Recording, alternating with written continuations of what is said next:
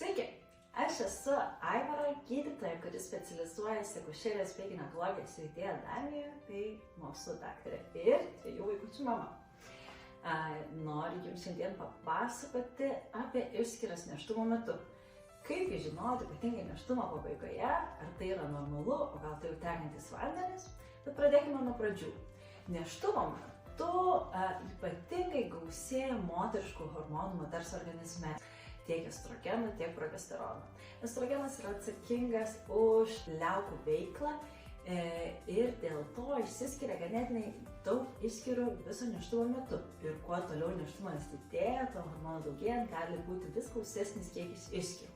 Tol, kol išskyros yra normalios, jums tikrai nereikia dėl to nerimauti ir tai yra normalu ir galima dėl to tik pasidžiaugti. Kai sakau normalios išskyros, tai turiu omenyje išskyros yra skaidrios arba balkšvos arba lengvai gelsvos, tamsios, tokios gleivėtos konsistencijos, jos yra normalaus kvapo, tai yra dažniausiai lengvai rūgštus kvapas ir svarbu konsistencija, kvapas ir spalva. Na, o jei išskyros pakinta, jos pasidaro žalsvos, pilkšvos, rudos, su kraujo priemaišomis, arba pasidaro varškinės konsistencijos, kartu su spalva žymiai tirštesnės. Bei jeigu kvapas yra toksai šleikštus, kažko supuvusio kvapas, tuomet reikėtų kreiptis į savo gydytoją. Neretai nėštumo metu taip pat kankina pienligė arba kitaip žinoma kaip kandidozė, makšties grybelis. Dėl to taip pat galite kreiptis į savo gydytoją arba ginekologą arba šeimos gydytoją ir kartu aptarti, kokius vaistus nuo grybelių jūs galite vartoti.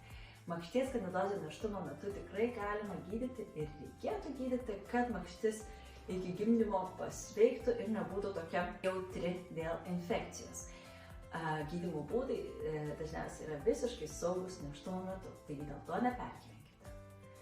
Na, o kai keliaujame toliau nėštumo metu ir nėštumas jau netgi artėja link pabaigos, jūs jau žinote, kad išskyros skaidrios, gausios ir gali būti visiškai normalios, tačiau artėjant nėštumui pasidaro neramu. O gal nuo jų teka vandenys? Tai tokiu atveju ne visada yra lengva pasakyti, kas tai yra. Kaip ir sakau, ko gero pažinsite jau save ir žinodama, kad tai yra normalu, stebėsite savo išskyras nėštumo metu ir jeigu nutekės vandenys, dažniausiai tai atskirsite itin gausiu skysto vandens prasiveržimu iš makšties, kurio metu ne tik sušlaps įklotas ar kelnaitės, bet ir sušlaps visos kelnės ir panašiai. Tačiau kartais vaisiaus vandenys teka po truputėlį. Gali būti, kad jie ne taip kaip per filmus nutekės visas kibras, kaip sakant, iš karto. Gali būti vaisiaus vandenų ir nedaug apskritai jūsų nėštumo jau pabaigoje. Ir kadangi vaisiaus galva remiasi į gimdos kaklelį, per kurį išteka ir vaisiaus vandenys, gali būti, kad tie vaisiaus vandenys pradega tik tada, kai jūs judate, tuo pačiu pajuda ir vaisius ir padaro vietos tarp gimdos kaklelį tiem vandenim pratekėti. Jeigu jums teka vaisiaus vandenis arba jeigu dvejojate, tai atkreipkite dėmesį į nutekėjimo laiką, vaisiaus vandenų spalvą bei kvapą.